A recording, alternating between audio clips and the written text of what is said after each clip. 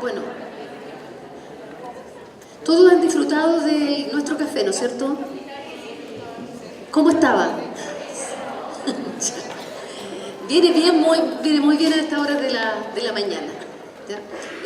Bueno, vamos a continuar con nuestro segundo panel de la programación de nuestro congreso y acá vamos a dar a conocer quienes conforman este segundo panel, que se denomina Trabajo Social, Dimensión Política y Ética para la Formación.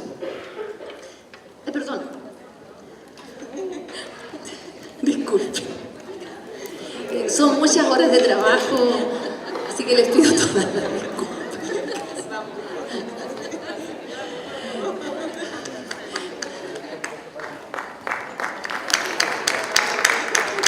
Disculpen mis lazos.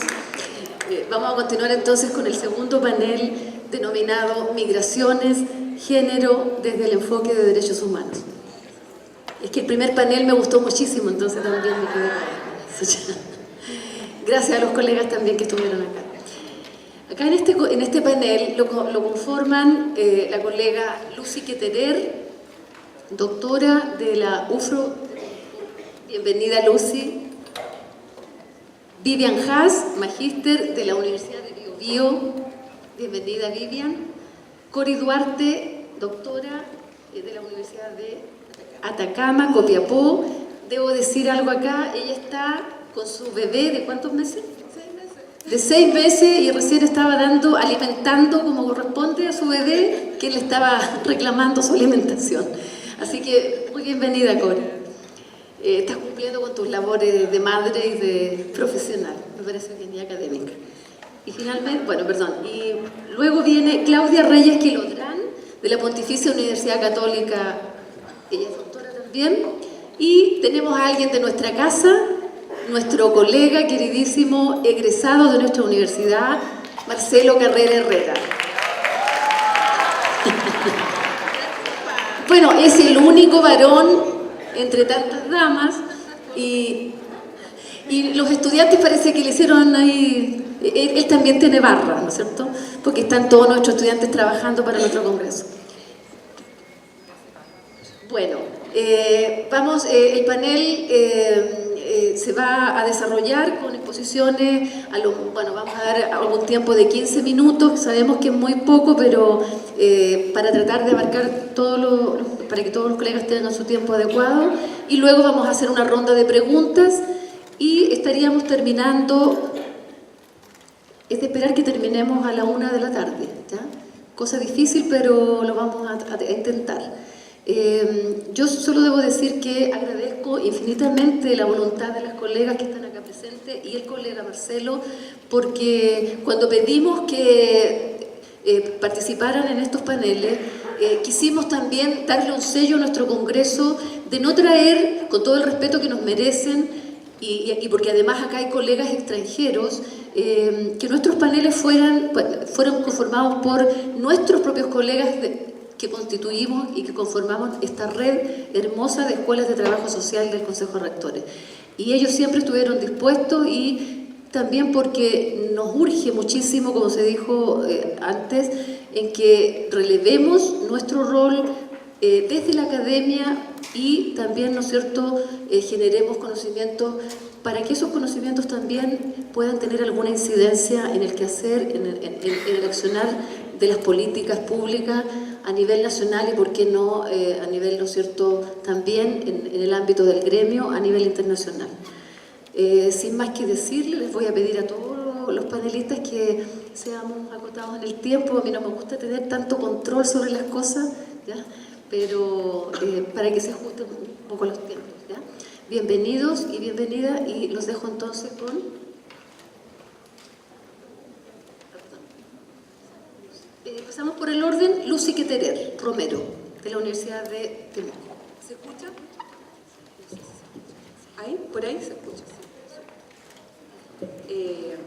Bueno, primero, antes que todo, digamos, saludarlas a todas, a todos, especialmente al decano, profesor Hugo Romero, a la profesora Victoria Flores, por supuesto, a los profesores de esta casa que nos están recibiendo hoy día en este este momento tan interesante, tan entretenido, tan emotivo también en la posibilidad de juntarnos, conectarnos entre todas y todos, que hacía harto rato que no nos veíamos, sobre todo los de la red y los nuevos que se incorporan. Así que eso, un saludo también a las estudiantes de esta casa de estudio y de las casas de estudio también que andan acá acompañando. Nosotros traemos una estudiante por ahí que anda, Lea, un par de compañeras más de la Universidad de la Frontera. Decirles que, bueno, felicito también a la mesa anterior, porque yo creo que hicieron un debate súper interesante, muy entretenido, que en realidad le da como a nuestra disciplina un vuelo que es súper interesante y complejo. Yo voy a aportar desde otro punto de vista, desde el punto de vista de las mujeres que conformamos esta profesión, pensando en un trabajo social que es compuesto por mujeres, ¿ya? Mi reflexión es como una mirada que una reflexión que surge a partir de la implementación de un proyecto de Fondesit que estuvo ligado a la violencia de género, pero que dentro de los objetivos miró un poco las representaciones sociales que tenían las colegas y los colegas que trabajan en este abordaje en la región de la Araucanía, en un territorio bien chiquitito, pero que nos dio luces para levantar una reflexión que aquí voy a permitirme leer en un primer momento y después comentar algunas cosas. Soy un poco dispersa, la gente que me conoce sabe, entonces prefiero acotarme en el tiempo y en el espacio. Entonces yo digo, no nacemos trabajadoras sociales, nos hacemos profesionales del trabajo social. Entendemos, parafraseando a Simone de Beauvoir, que llegar a ser trabajadora social pone en juego una serie de elementos ontológicos y epistemológicos propios del ser y del hacer en momentos históricos determinados. No obstante, y pese a las transformaciones del trabajo social que corren a la par de las transformaciones de la propia sociedad, hay un hecho ontológico, o sea, propio del ser de la profesión, que a la postre ha sido casi inmutable. La mayoría de quienes integramos esta profesión somos mujeres, sujetos sexuados en femenino, nosotras, las trabajadoras sociales. Este factor ontológico y patriarcal, yo digo ontológico patriarcal, ¿sí? Y por favor aplaudamos, ¿no? Porque nuestra profesión es femenina. Este factor que para mí es ontológico y patriarcal también, ¿no? Porque hay una cuestión ahí, que da cuenta de la naturaleza del ser, del trabajo social, nos sitúa de por sí en un lugar subordinado de la sociedad occidental y moderna, que le otorga a ciertas características de nuestro modo de conocer y de hacer, le caracteriza nuestras intervenciones. Somos mujeres, miramos la realidad social y nos paramos en la realidad social como sujetos sexuados en femenino y subordinados en esta sociedad. Y eso, de alguna manera, iba a ser una pregunta para los colegas del panel anterior, pero no la hice porque en realidad no quise polemizar y dar a conocer algunos antecedentes de mis elucubraciones aquí. Pero yo digo, eso es una cuestión política del trabajo social y que no la reconocemos cuando miramos estas grandes categorías que nos aportan las ciencias sociales para leer la realidad social, pero nunca ponemos el género como otra categoría y como una mirada. Somos seres sexuadas en femenino, por favor. Entonces, aplicar el enfoque de género al trabajo social nos permite observar que esta es una profesión feminizada, ejercida mayoritariamente por mujeres, socializadas en una cultura patriarcal occidental que la más de las veces naturalizan estereotipos que las ubican en tareas de cuidado de los otros y las otras, lo que según Lorente moldea la profesión, impregnándola de valores y representaciones y significados de la cultura femenina, la cual, para el ámbito civilizatorio occidental, responde a un modelo que recoge una tradición de cuidado y de ayuda social. Esa es nuestra tradición, de ahí venimos. La generización en modo femenino que subyace en la profesión produce un imaginario que nos sitúa en la ayuda social como el elemento basal constitutivo de la profesión. No es raro entonces que cuando preguntamos a nuestros estudiantes y a nuestras estudiantes acerca de sus motivaciones para ingresar a la carrera, la mayoría conteste que eligió trabajo social para ayudar a los demás, para aportar a que otros vivan mejor. Pocos son quienes plantean la transformación social como un elemento articulador de su motivación para el trabajo social. Yo pongo a pie de página en esta pequeña ponencia que yo llevo como 6 años más o menos recibiendo con otro colega, hermano de una colega que está aquí también. Vayan a ver por favor su ponencia, porque es como una muy ligada a esta, así que desde ya se la recomiendo. Pero la colega Jimena Briceño, el colega Claudio, nosotros hacemos esta recepción de los estudiantes, y aquí llueven las buenas intenciones de ser la buena samaritana o el buen samaritano. Entonces llegamos para ayudar, llegamos con este amor hacia los demás, que después no se concreta en muchas cosas, pero bueno, ahí sí, porque hay que ver después las prácticas que nuestras y nuestros propios estudiantes tienen con estudiantes. Además, por ejemplo, tenemos el caso de este primer año con una colega, con una estudiante en situación de discapacidad en silla de ruedas, y cómo ese deseo de ayuda no se expresa en la práctica haciendo el trabajo con su compañera, apoyándola con la silla o ayudándola en un montón de cuestiones que son propias de su condición. Ojo con eso, porque esa sí que es una tensión, ¿no? Terrible. Si a esto entonces sumamos que nuestra base de intervención social se ubica en el ámbito de lo privado, en las familias y en sus complejas problemáticas sociales en la actualidad, entendemos que sigue operando un imaginario que nos sitúa en lo emotivo por sobre lo racional, y consecuencialmente interviniendo en un lugar socialmente poco valorado para el modelo neoliberal actual. O sea, la familia y la comunidad, para el capitalismo o para el postcapitalismo neoliberal actual, no es una unidad muy valorada, ¿no? Excepto cuando se articula con lo religioso, y ahí se convierte en ese núcleo, digamos, de reproducción de ese pensamiento. Entonces, desde que el feminismo sostuviera que lo personal es político, la violencia de género ha pasado a ser uno de los problemas más complejos reconocidos en la actualidad. Recordemos que este tipo de violencia se define como, comillas, todo acto de violencia basado en la pertenencia al sexo femenino que tenga o pueda tener como resultado un daño o sufrimiento físico, sexual o psicológico para la mujer, así como las amenazas de tales actos, la coacción, la privación arbitraria de la libertad, tanto si se producen en la vida pública como en la privada. Eso han señalado desde la OMS hasta muchos y muchas teóricas feministas. Si la profesión del trabajo social es el producto de la convergencia y conjunción de la situación de la sociedad en un momento histórico determinado y la respuesta al desafío de esos problemas, la emergencia o aparición de las mujeres y su demanda como sujetos o sujetas históricas nos instala en el centro de uno de los problemas más relevantes y complejos y persistentes de la sociedad actual. Y claro, la violencia de género no podría ser ajena tampoco a nuestra profesión, ¿cierto? Y menos aún si evidenciamos que la mayoría de nosotras somos mujeres quienes le damos cuerpo y sangre a esta práctica, como bien lo señala la historiadora María Angélica Illanes, ¿cierto? O sea, nosotras, a su vez, tanto profesionales del trabajo social como mujeres profesionales, somos sujetas de violencia de género, ya sea simbólica o material. Si no, miremos dónde estamos ubicadas en el concierto de nuestra facultad, en el concierto de nuestra universidad, en el concierto laboral, etc.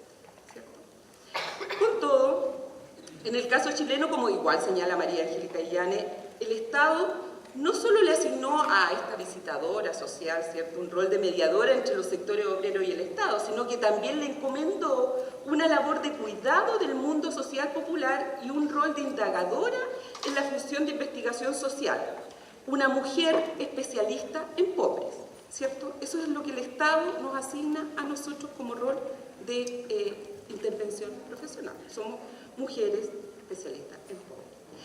Nos asignan esta tarea de cuidado por cuanto tenemos cierta superioridad moral, ¿cierto?, que sirve para fines de un Estado higienista, ¿cierto?, que trata de blanquear las demandas sociales para que no se conviertan en movimiento y no se articulen en contra del propio Estado, y entonces nosotras aportamos lo que es nuestra, dice la autora, o no, esto perdón lo dice nuestra querida colega Antonieta Vera, ¿no? Nosotros le aportamos la buena feminidad nacional, ¿cierto? Somos entonces las que operamos política para aprovechar o para seguir reproduciendo esa higienización estatal.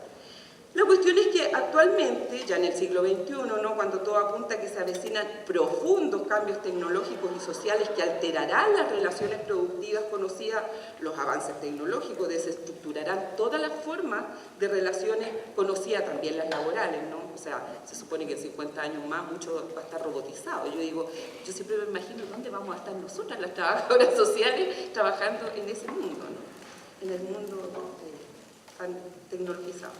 Nosotras también debiéramos avanzar entonces en desprendernos de nuestras formas tradicionales de entender la identidad profesional, imaginándonos otras rutas para reflexionar en torno al problema del reconocimiento de nuestra profesión en un mundo complejo y rápidamente cambiante, lo que nos obliga a hacernos cargo de resignificar los alcances de nuestras intervenciones, de modo de imaginarnos otras prácticas donde las justas demandas de los movimientos sociales por construir un mundo distinto puedan ser recogidas y repensadas por nuestra profesión y por nuestra disciplina. En otro sentido, Veraluz plantea que solemos ocupar posiciones subordinadas en los servicios sociales donde nos desempeñamos. Tenemos mayores capacidades para reivindicar mejoras en el bienestar de los demás, mucho más para los demás que para nuestras propias reivindicaciones, ¿cierto? Nosotros no reivindicamos cuestiones de derechos propios, profesionales. Conversábamos con una colega donde está el Colegio de Trabajadoras Sociales. Me contaban que por aquí estaba la presidenta nacional, pero ahí hay una tensión, ¿no? ¿Cuántos de nosotros estamos colegiados? ¿Cuántos de nosotros estamos aportando nuestras...? ¿Sí? Bueno, ahí probablemente las colegas van a poner esa tensión también en el debate, durante el transcurso de este congreso. Entonces, hacemos del trabajo social, entonces, siguiendo Alcázar, una prolongación del rol asignado tradicionalmente a las mujeres, reproduciendo una serie de actitudes y capacidades que se consideran naturales, ¿cierto? Reproducimos nuestro ser mujer en la sociedad, ¿sí?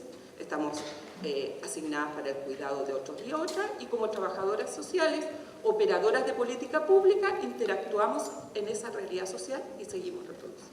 O sea, por ende también reproducimos la sociedad patriarcal, entonces, ¿cierto? Porque no tenemos una capacidad crítica como y ahí sí, comparto con los colegas, estamos despolitizadas del feminismo, porque las trabajadoras sociales no somos feministas, somos trabajadoras sociales.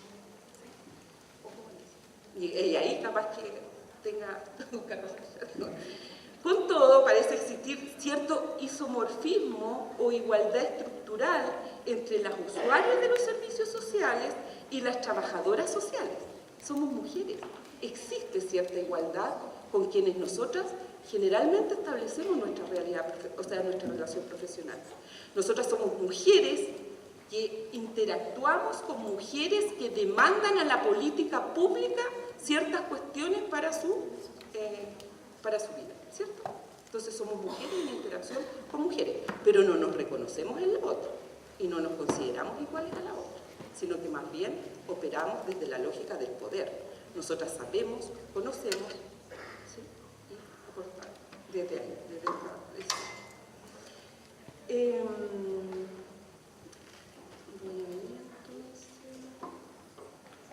Bueno, este isomorfismo que le estaba diciendo.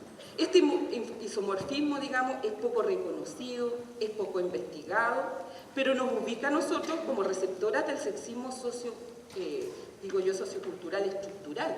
O sea, nosotros también somos receptoras al no mirar esta interacción que realizamos con otras desde una posición de la igualdad.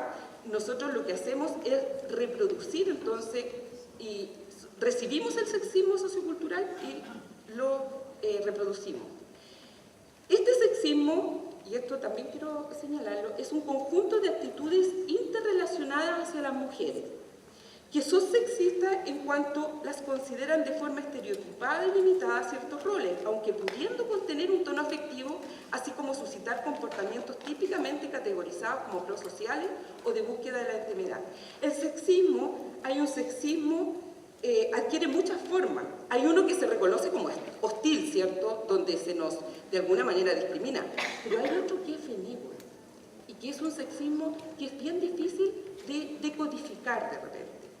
porque es difícil de reconocer por cuanto reproduce una visión sobre la mujer como un ser débil que debe ser protegido, ¿cierto? Y para eso, bueno, se le sitúa a esta mujer en un pedestal, ¿cierto?, de admiración por sus roles naturales de mujer, madre y esposa, por supuesto, ¿cierto? Y cuando las mujeres no cumplimos esos roles, ya sabemos muy bien lo que nos pasa, ¿cierto? Como dice la Lagarde, si no eres madre esposa, eres puta, monja o loca, en una de las otras cuestiones. O sea, ojo, porque eso también nosotros lo reproducimos en nuestra intervención.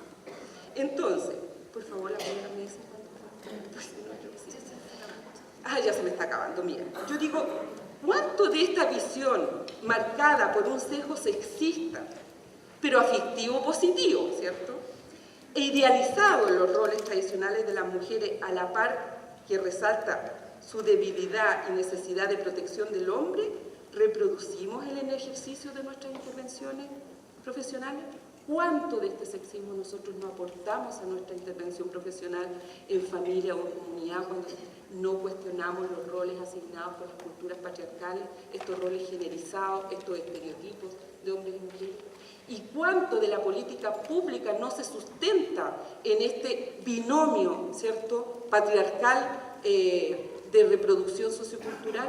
Y ahí nosotras las trabajadoras sociales somos operadoras de ese dispositivo, nos diría, a propósito de lo que nos señalaba Juan, ¿no?, que finalmente es un dispositivo de control, porque es un dispositivo de reproducción de la cultura patriarcal en nuestra sociedad. Yo creo que lo dejaría hasta aquí, pues si no me van a... Podríamos seguir debatiendo en el transcurso de la palabra.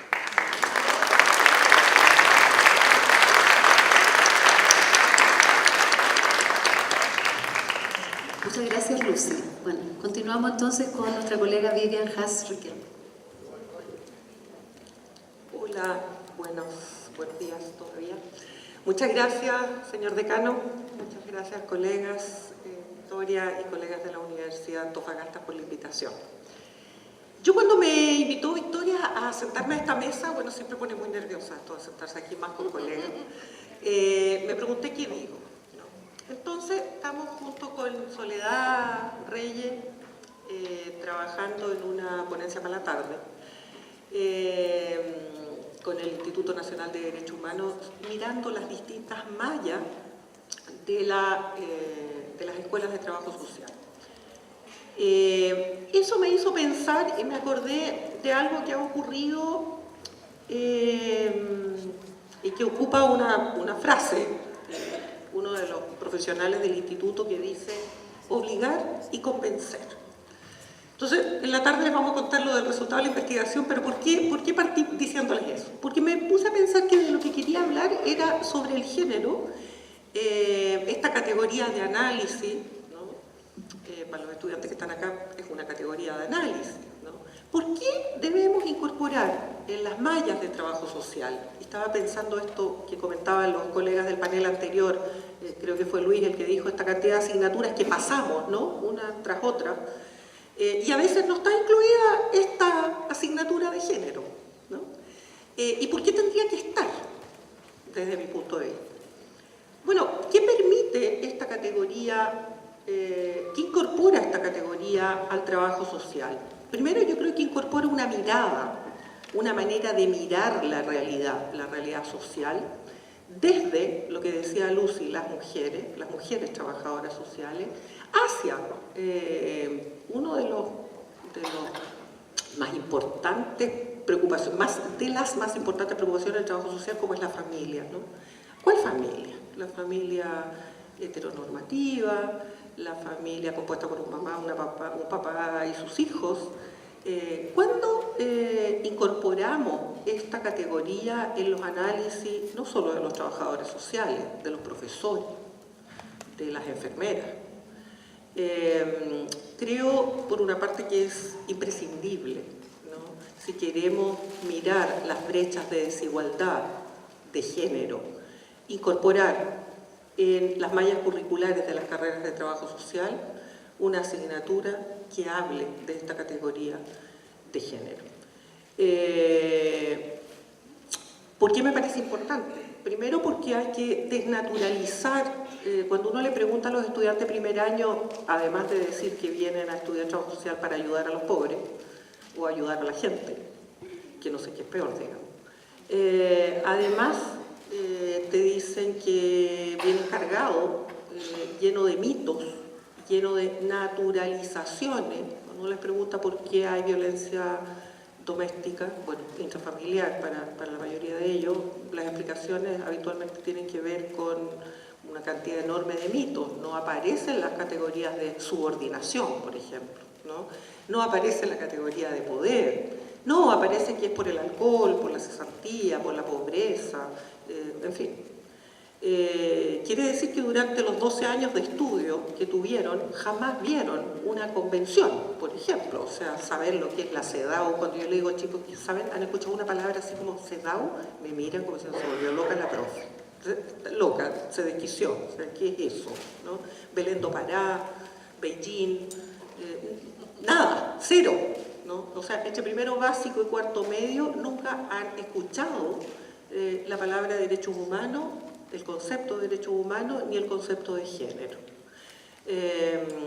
También le robo al Instituto Nacional de Derechos Humanos que en una oportunidad comentaban que hay estudiantes de la Facultad de Derecho, estudiantes de Derecho, que no han nunca tenido derecho internacional en derechos humanos, nunca. Eso explica, creo yo, entre otras cosas, el fallo que tuvo la Corte respecto a la Karen Atala, que posteriormente tuvo que pedirle disculpas después de haber pasado por tribunales internacionales.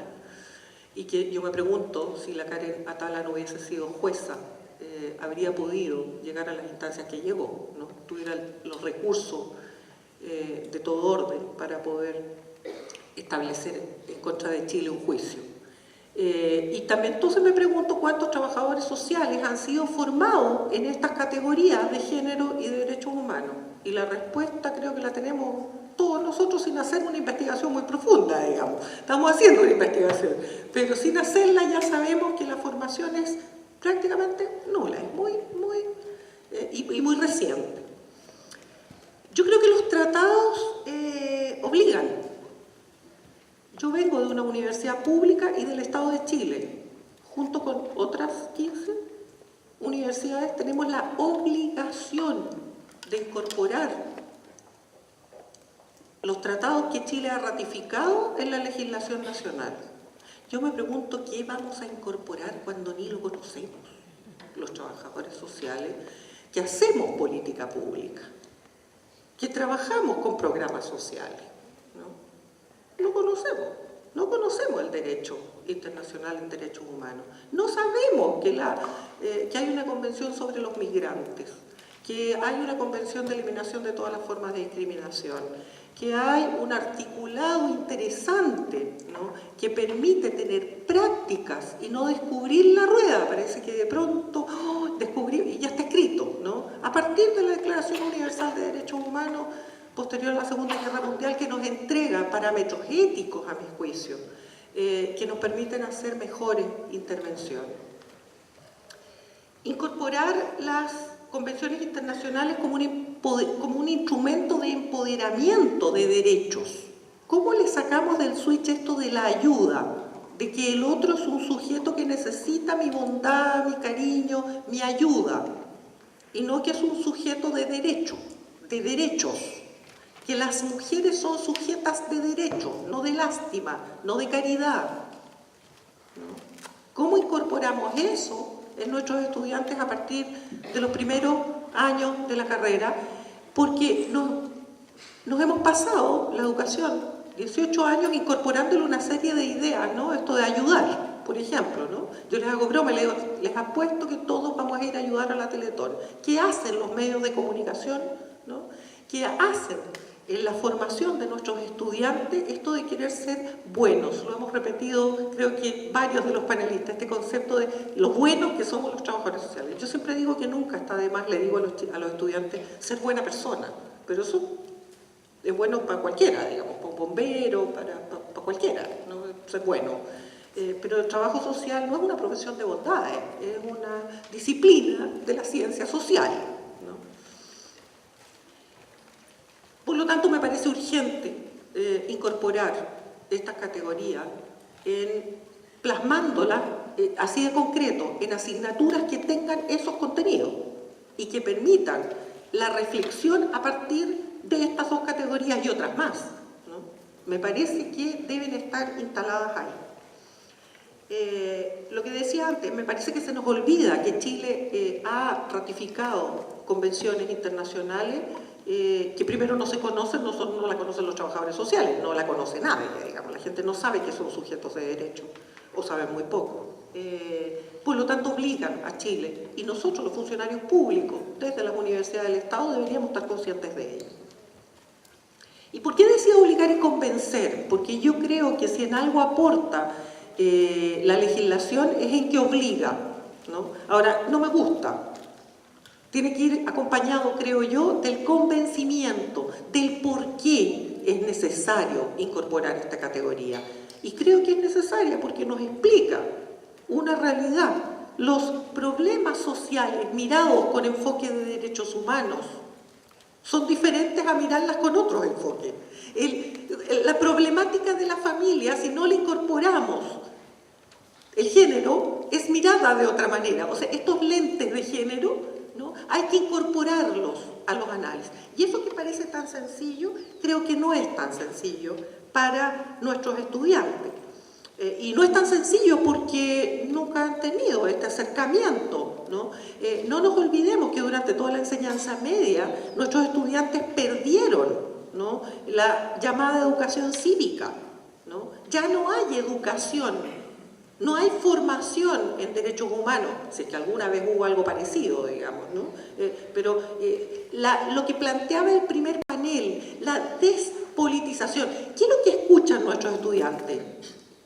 Que no hay que meterse en política. Yo les hago una broma a los de primero, hago clases en primero, entonces les digo, yo les apuesto que sus padres cuando se vinieron ustedes a matricular, les dijeron, chicos, no solo vayan a estudiar a la universidad, vayan, incorpórense en el centro de estudiantes, en la federación, participen de la vida, y me miran. No, lo que les han dicho es que no se metan en nada, que vayan a sacar una profesión limpia, un título profesional, no anden haciendo la revolución ni participando en movimientos sociales, y la mayor parte de ellos se declara apolítico. Si ustedes preguntan en una sala de clase quiénes participan de algún tipo de movimiento político, de partido político, y se levanta una mano, con suerte, por lo menos a mí me ha pasado, más de 2 no se levantan en un curso de 45 estudiantes. ¿Y qué hacemos nosotros para cambiar eso en los 5 años? Les ponemos una serie de materias importantes, no cabe duda. Sin embargo, me parece que nos faltan algunas interesantes, como son estas que estaba comentándoles. Nosotros en la Escuela de Trabajo Social de la Universidad del Biobío Concepción hemos incorporado el género como asignatura. Hemos incorporado un diplomado de Derechos Humanos y nos parece importante seguir en esa línea, digamos, profundizando, espero en un futuro en un magíster, en posgrado, digamos. No quería decir mucho más que eso en realidad, y si quieren después, si queda tiempo, conversamos, si les parece importante. Muchas gracias.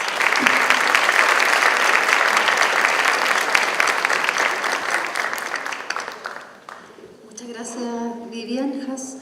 Continuamos entonces con nuestra colega Cori Duarte Hidalgo. Hola, buenas tardes, buenos días. Buenas tardes, buenos días, buenas tardes.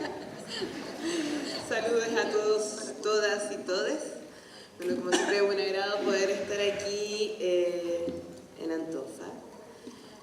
Y a todas las compañeras y compañeros de la Macrozona Norte que han podido asistir también a este congreso, porque una de las cosas que hay que destacar en la red es la posibilidad de que los congresos que se han realizado han sido en regiones.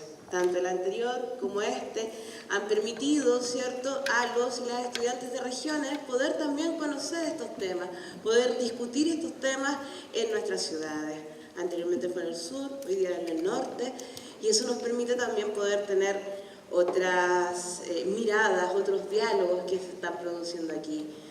Saludo por supuesto al decano y a cada una de las colegas. Y gratamente participando de este panel, porque con las colegas que están aquí presentes y el colega, curiosamente también somos parte de la red, en su gran mayoría, de la red de educación en derechos humanos.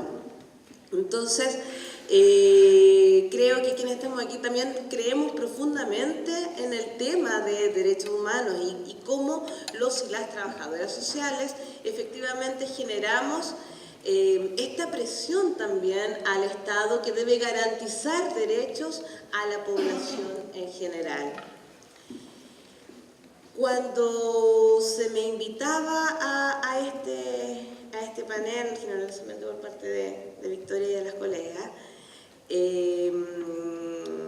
creo que nosotras como país, espero, quedamos en una situación bastante incómoda y se las voy a explicar por qué traigo esto hoy día al panel. Aparte de ser trabajadora social, soy feminista y en ese sentido sí creo que esta mirada, estos lentes que tengo puestos sí me permiten ver y plantear un diálogo desde otra acera y quisiera compartirla también con ustedes. Si es que esto me funciona. ¿La conocen? ¿La vieron en la tele? ¿Sí? ¿La recuerdan?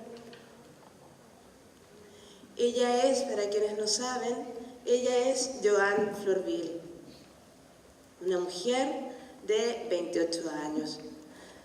No vamos a acudir al tema de la emotividad porque ya el caso ya es emotivo, ¿cierto? Una mujer de 28 años fallece en la posta central debido a una situación muy poco clara en la cual, al parecer, y según las pesquisas y las indagaciones que se han publicado en prensa, ella habría azotado su cabeza contra las paredes de un calabozo, ¿cierto? En una detención sobre la cual hay muy pocas claridades, ¿cierto? Y que proviene de un hecho puntual, que es que ella acude a una OPD, y es ahí donde quiero poner un centro de la reflexión, acude a una oficina de protección de derechos de una comuna de Santiago, ¿cierto?, para poder solicitar algún tipo de orientación debido a que a su pareja le habían robado documentación y qué sé yo, iba a hacer trámites a una oficina de protección de derechos en donde sabemos funcionan equipos profesionales, ¿cierto? Y en su mayoría trabajan trabajadores y trabajadoras sociales. Joan Florvil falleció, como todos y todas, en su mayoría sabemos, ¿cierto? Su hija, que ya tiene 4 meses, aún no es entregada al padre. El padre tuvo muchas dificultades para demostrar que él es el progenitor de esa niña y que iba a tomar los cuidados personales de esta pequeña. Cuando se me hacía esta invitación, pensaban en Joan Florvil y cómo desde el trabajo social, que cumple con todo lo que nos planteaba Luz y que nos plantea Vivian, que es una profesión generalizada, ¿cierto?, que es una profesión que es ejecutada por mujeres, en su mayoría para mujeres, en una profesión y una disciplina en la cual hay un compromiso de transformación, donde a pesar de que no tenemos esta formación en derechos humanos, estamos permanentemente, ¿cierto?, con un compromiso cierto respecto de las personas. Sucede que una mujer haitiana de 28 años, al acudir a una oficina de protección de derechos, por una situación que no se comprende bien y por desconocimiento o por no hablar bien el español o el castellano o lo que sea, ¿cierto?, es apresada. Y nos enteramos a través de la televisión, ¿cierto?, de su caso. Lo pongo aquí porque de alguna manera cuando nosotras vamos trabajando y vamos generando nuestras intervenciones en terreno y vamos aplicando esta formación de la cual carecemos en temáticas de derechos humanos, se producen una serie de situaciones en las cuales como operadoras de esta política pública, pero también operadoras de este control social, vamos generando tensiones de diversa magnitud, tanto en las familias y en las comunidades con las cuales intervenimos. Cuando planteamos el hecho de que esta situación de Joan sucede en una OPD, nos preguntamos inmediatamente qué sucedió con la OPD, de la cual, según el registro que tenemos cierto, por la información, es cierto, y nos dedicamos a buscar eso, no existe ninguna declaración respecto de lo que sucedió y cuál fue la labor de los y las profesionales en su momento. Yo, movida por este tema, hemos escrito bastantes correos electrónicos para poder saber cuál es el posicionamiento de los y las colegas respecto de esto. Pero es que también nosotras y nosotros, como gremios, como educadoras, como docentes, como estudiantes, tampoco nos vamos moviendo más en estos temas, porque, y se me chico, pero se trata de una mujer negra, extranjera, pobre, con desconocimiento total del castellano, el español, el chileno, la lengua o idioma que sea, y que aparece en nuestras televisiones solamente porque el discurso de seguridad pública, al parecer, es lo que se vende en temas informativos. No nos extraña, ¿cierto?, que efectivamente la negritud, como bien lo dice la Emilia Tijoux, está asociada a ciertos prejuicios, ¿cierto?, a cierto exotismo, a esta, de alguna manera, interrelación entre el racismo y el sexismo, y de alguna manera era una imagen perversa en torno a esta imagen que se va construyendo de la mala madre. Porque al final, además de la negritud de Joan, además de que es haitiana, además de que es pobre, ella también aparece como la imagen de la mala madre, la mala mujer, que abandona a su hijo o a su hija, en este caso hija, ¿cierto?, una noche de invierno, una tarde de invierno, ¿cierto?, en una comuna popular de Santiago. Más que hacer reflexiones teóricas o metodológicas desde aquí, más que desde decirles que existe una vasta cantidad de papers y estudios respecto de lo que sucede con las migraciones en nuestro país y a nivel global, ¿cierto?, y cómo esto se va produciendo como una clave, ¿cierto?, dentro de esta sociedad capitalista y patriarcal que tenemos hoy en día. Yo quisiera aprovechar esta tribuna pública que tengo en estos momentos para poder remecernos en el sentido de que necesitamos efectivamente asignaturas relacionadas con género, necesitamos asignaturas relacionadas con una mirada antirracista, ¿cierto? Necesitamos un trabajo social crítico que efectivamente trabaje desde una oposición férrea al patriarcado, que efectivamente trabaje desde una mirada contraria al sexismo. Y sí, todo lo metodológico también, y todo lo epistémico también, pero también esto, dentro de lo ético-político, también es importante esto, dejar estas marcas, porque al final y al cabo, lo que es más representativo en el caso de Joan son sus propias marcas. Es la marca de su piel la que ocasiona que suceda todas estas cosas.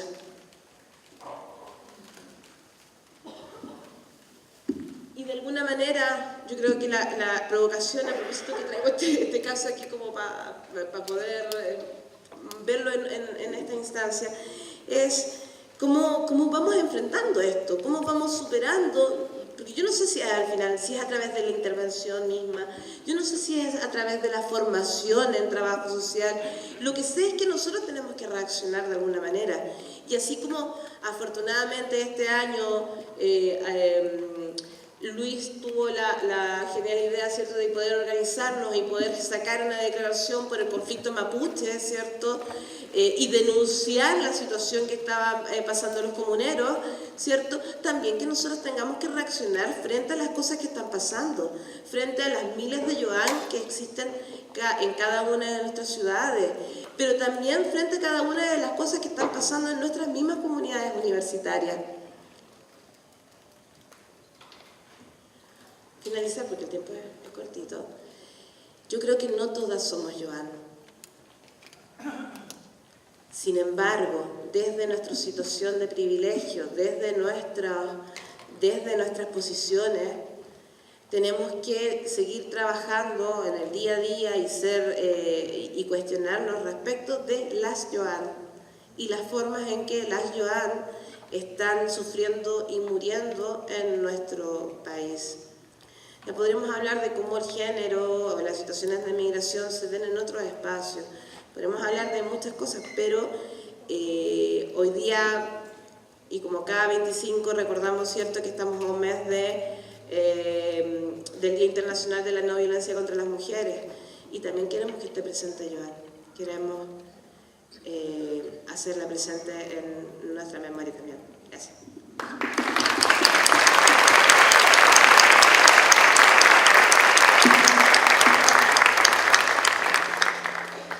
Muchas gracias, Cori. Continuamos entonces con el colega Marcelo Carrera Herrera. Bien, muchas gracias. Bueno, a mí no me queda nada más que darles la bienvenida, ¿verdad? Y agradecer que se encuentren hoy aquí en este lugar y que se dé este espacio, ¿verdad? Y que finalmente somos responsables de este espacio también, ¿verdad? Como carrera y como parte de esta red para generar discusiones, ¿verdad? Y reflexiones interesantes e importantes dentro de lo que es nuestra disciplina, ¿verdad? Y nuestra profesión. Bien, yo particularmente, en honor al tiempo y también porque soy un poco disperso, voy a ir leyendo algunas ideas, ¿verdad? Y ir reflexionando en torno a ellas. Quiero partir haciendo mención a algunos nombres, ¿verdad? Que quizás a algunos les van a parecer cercanos, conocidos o los escucharon por ahí, unos más que otros quizás. Daniel Zamudio, Esteban Parada Armijo, Vladimir Sepúlveda, Saconi Orellana Acevedo, Alejandro Alfredo Bustamante Godoy. Son solo algunos nombres, algunos más conocidos que otros, pero me parece importante darle nombre a estas reflexiones. Porque estas reflexiones no son solamente teóricas, sino que son de personas, ¿verdad? De problemas, de sujetos que están en nuestra sociedad y con los que nos cruzamos día a día quizás. Y no solo por un acto de visibilidad, sino que también por un acto de reconocimiento. Quizás algunos ya sabrán o pensarán a qué me voy a comenzar a referir. Dentro del género, ¿verdad? Más allá, ¿verdad?, de las discusiones solo de los derechos de las mujeres, existen otros sujetos que también se ven afectados de estos estereotipos y de estas imposiciones en torno, ¿verdad?, a los sujetos que formamos parte de todo este sistema patriarcal, ¿verdad?, y de esta dicotomía entre hombres y mujeres. Estos nombres, ¿verdad?, correspondientes, bueno, a Daniel Zamudio quizás es necesario profundizar porque muchos conocemos lo que le ocurrió, ¿verdad?, pero a muchos de los que acabo de mencionar quizás no conocemos. Lamentablemente todos ellos tienen algo en común y son víctimas de la homofobia, víctimas de la violencia, víctimas de alguna manera de la limitación de sus propios derechos. Esteban Parada Armijo, de 23 años, falleció, ¿verdad?, debido a un ataque homofóbico con arma blanca, ¿verdad?, que le ocasionó en este caso la perforación de un pulmón y por el cual finalmente murió. Y esto motivado principalmente por su orientación sexual.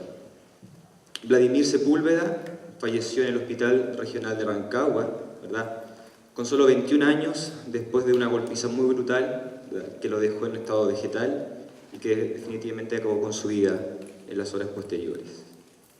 Saconi Orellana fue una transexual de 22 años, quien también fue asesinada durante la madrugada en la comuna de La Cisterna, en Santiago.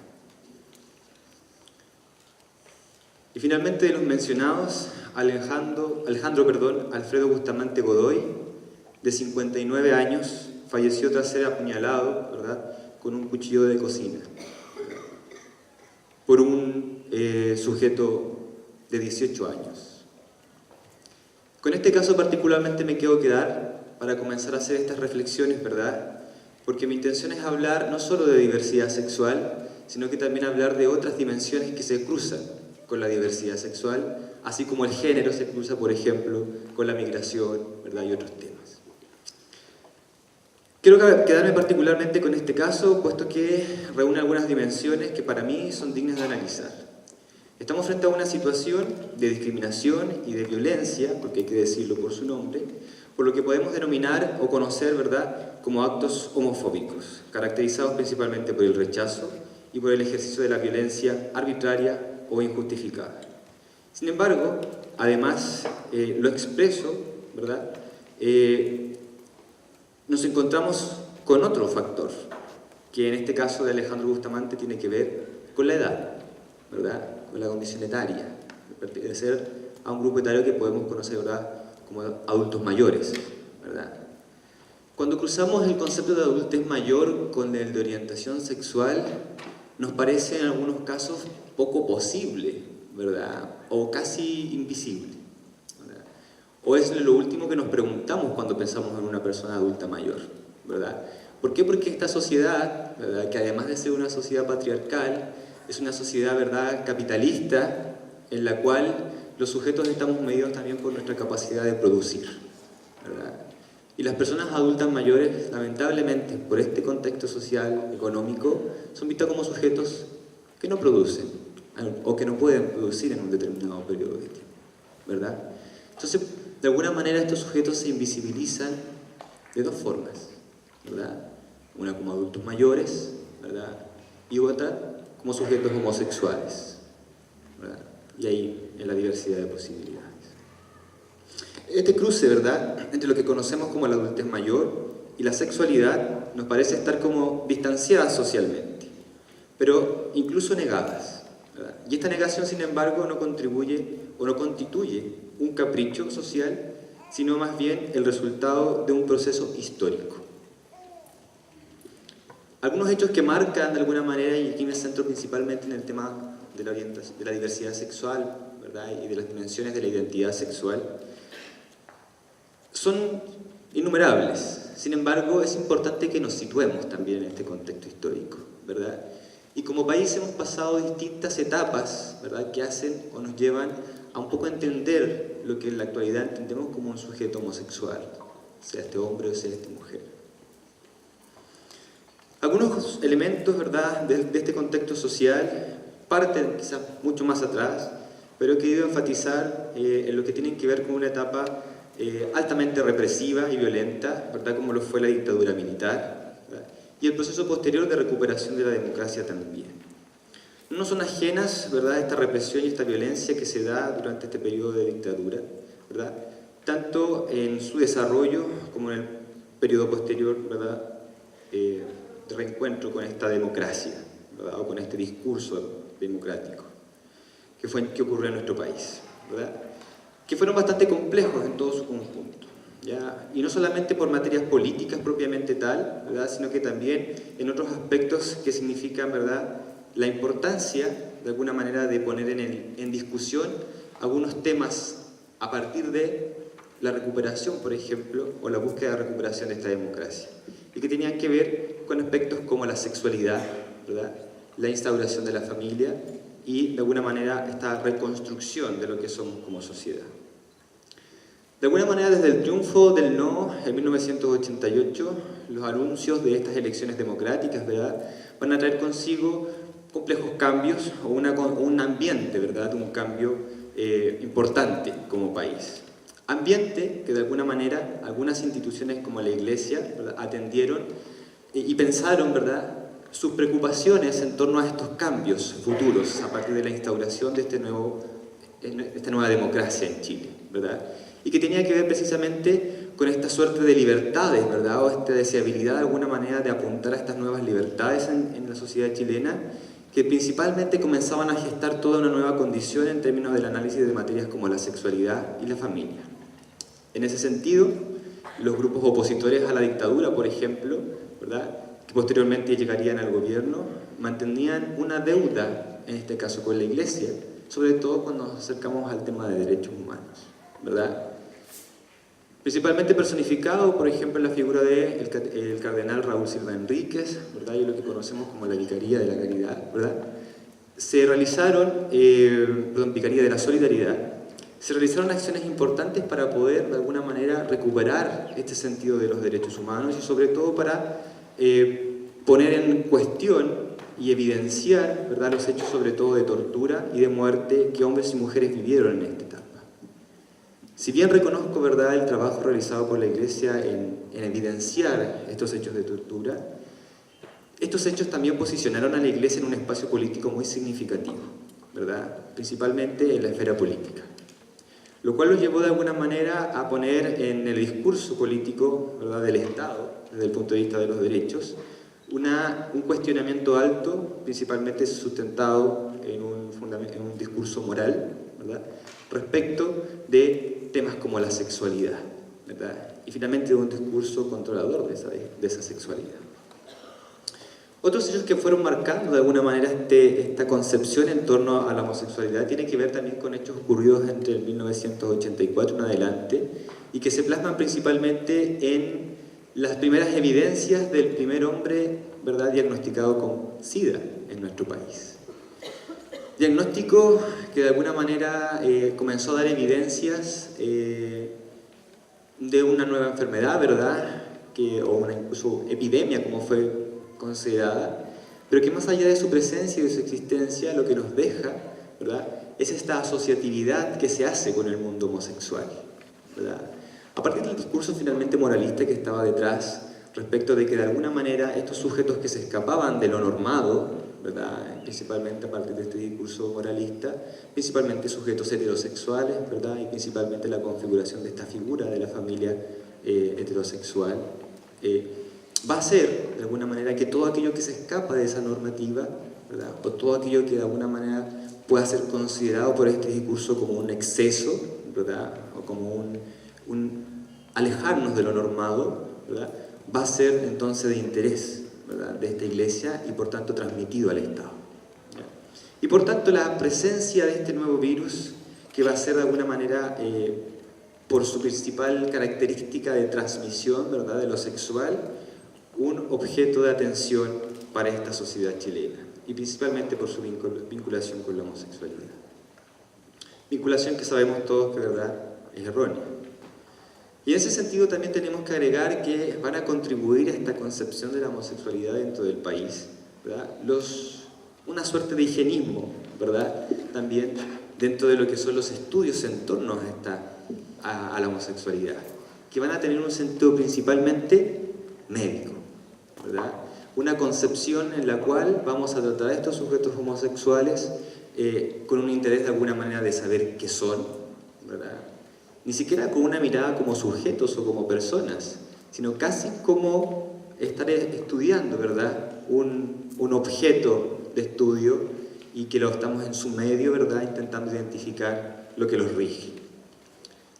En ese sentido, ¿verdad?, ese higienismo del cual podemos hablar o esta concepción medicalizada de alguna manera de la homosexualidad que van a tener los primeros estudios de la homosexualidad van a generar una esfera, un sustento de conocimiento, ¿verdad?, un poco erróneo. En ese sentido, ¿ya?, me aproximo, ¿verdad?, pensando en el tiempo, en el sentido de los derechos, a hablar a dos concepciones que me parecen muy interesantes desde la discusión que hacen Judith Butler, ¿verdad?, con Nancy Fraser, y que tienen que ver con el concepto de reconocimiento, ¿verdad?, y que tiene que ver precisamente con estos dos extremos del reconocimiento, por un lado con el reconocimiento social, ¿verdad?, que recae en la esfera propiamente de los sujetos en sociedad, y en el contexto del Estado, de lo que podemos definir o define Fraser en este caso como la redistribución, ¿verdad?, que va a centrarse principalmente en el componente material. En el caso de los sujetos homosexuales, gays y lesbianas adultos mayores, encontramos a sujetos altamente invisibilizados, o dicho de otra manera, sujetos con una falta de reconocimiento extrema, ¿verdad? En ese sentido, voy a hacer mención, como para ir finalizando, a pesar que me quedó mucho en el tintero, a una pequeña extracto que traigo de unas entrevistas que hicimos, ¿verdad?, dentro de una investigación con lesbianas y gays adultos mayores, que refieren de alguna manera a su propia concepción sobre el derecho, en el cual señala, cito, mis derechos yo creo que no todos son cubiertos. Una, porque por ejemplo, a lo mejor la cobardía es que yo no decir que soy lesbiana, entonces a lo mejor ese es un derecho que yo no he otorgado todavía. Porque si yo digo que en mi trabajo soy lesbiana, yo estoy con el temor que si lo saben me van a echar. Un discurso que muy breve nos evidencia hartos aspectos, que muy breve los voy a concretizar. Primero, nos evidencia un grupo de adultez mayor que se ve obligado a trabajar, ¿verdad?, después de un periodo que está destinado principalmente al júbilo, ¿verdad?, como lo entendemos. Y además de un grupo que aún sigue viviendo con temor, con miedo, ¿verdad? Y que de alguna manera muchos de ellos ni siquiera conocen que cuentan con ciertos derechos, ¿verdad? O que no deben ser discriminados o desvinculados o limitados al ejercicio de ciertos derechos por el solo hecho de ser o gays o lesbianas o trans, ¿verdad? O ser adultos mayores. Muchas gracias.